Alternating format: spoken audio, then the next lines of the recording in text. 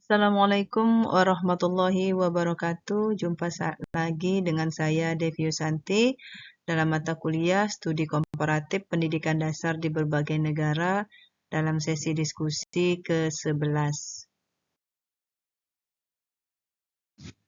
Pada kesempatan ini, saya akan menyampaikan analisis mengenai sistem pembelajaran yang ada di sekolah dasar, khususnya yang terkait dengan model pembelajaran terpadu, pembelajaran tematik, dan juga pembelajaran perbandingan kurikulum, serta perbedaan implementasinya dibandingkan kurikulum 2013.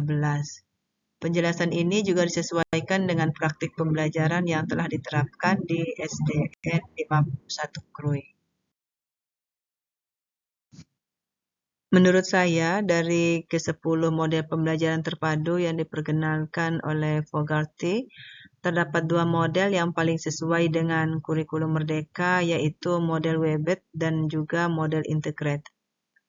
Model Web menggunakan tema sebagai pengikat beberapa mata pelajaran, sehingga dapat memberikan fleksibilitas bagi guru dalam mengembangkan pembelajaran yang kontekstual dan juga lebih dekat dengan kehidupan sehari-hari para siswa.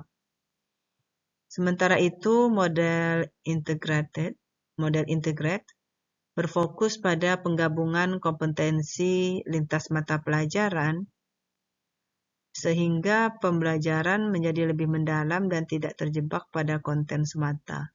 Kedua model ini sangat mendukung prinsip merdeka belajar, terutama pada pembelajaran berdiferensiasi dan juga pembelajaran yang berbasis proyek.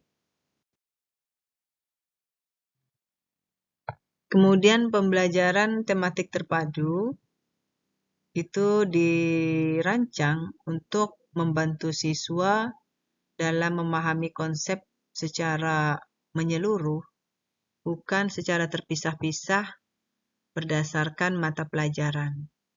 Tujuan utama dari model ini adalah agar pembelajaran juga menjadi lebih bermakna, lebih kontekstual, dan juga lebih relevan dengan pengalaman hidup siswa sehari-hari. Selain itu, pembelajaran tematik juga mendukung perkembangan dari keterampilan abad ke-21 seperti berpikir kritis, kreativitas, kolaborasi, dan juga komunikasi. Nah, sedangkan dalam kurikulum merdeka, model ini juga berfungsi sebagai sarana untuk memperkuat pembelajaran mendalam khususnya, yang berfokus pada berbagai kompetensi yang esensial.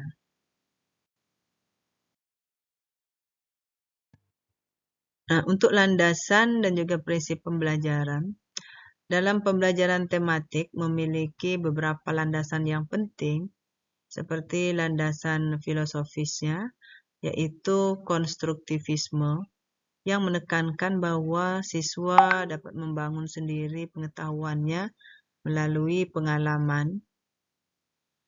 Secara psikologis, pembelajaran tematik sesuai dengan karakteristik perkembangan anak usia sekolah dasar yang masih berpikir konkret dan juga membutuhkan konteks nyata.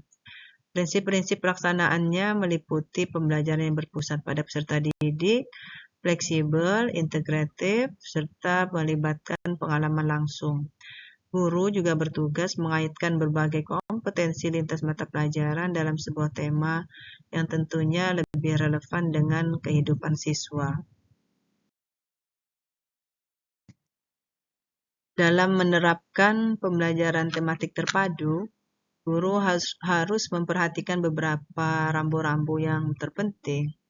Seperti halnya tema yang dipilih juga harus dekat dengan kehidupan siswa, kemudian fokus kompetensi yang esensial atau yang terpenting, dan penilaiannya juga harus mencakup proses serta produk akhirnya. Dalam pendekatan pembelajaran mendalam atau lebih dikenal dengan deep learning, terdapat 5 tahapan utama, yaitu pertama kali yang dilakukan adalah memberikan pemantik atau stimulus yang menumbuhkan rasa ingin tahu siswa, kemudian melakukan eksplorasi melalui observasi, diskusi, ataupun pengumpulan informasi.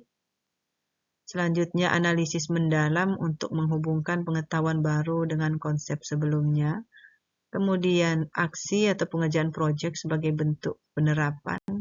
Dan yang terakhir yaitu refleksi untuk mengevaluasi pembelajaran dan proses yang sudah berlangsung.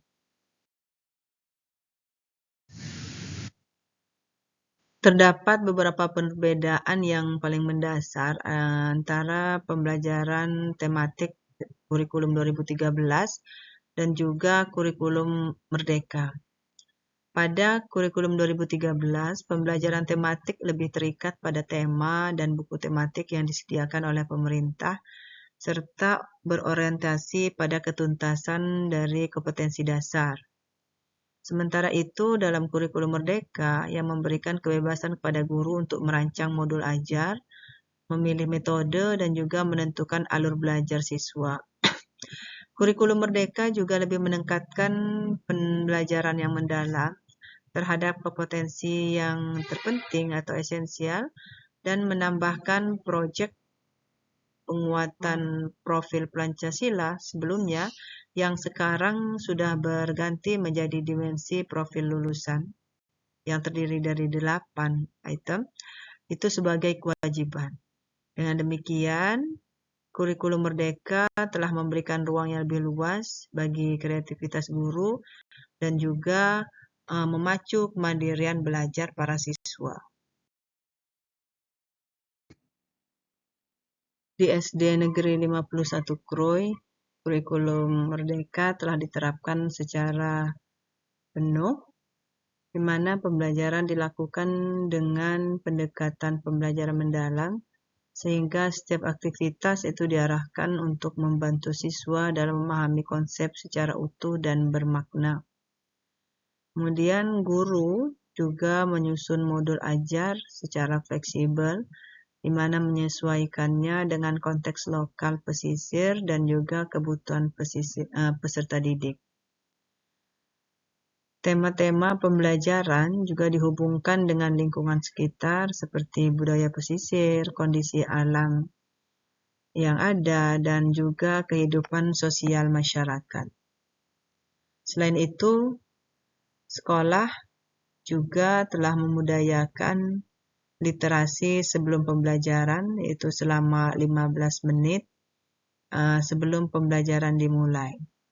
Nah, dengan pendekatan ini, pembelajaran di SD Negeri 51 Kroy telah menjadi lebih relevan, lebih partisipatif juga, dan juga memberikan ruang bagi kreativitas para siswa.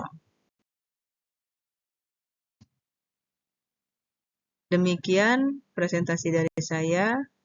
Saya akhiri. Wassalamualaikum warahmatullahi wabarakatuh.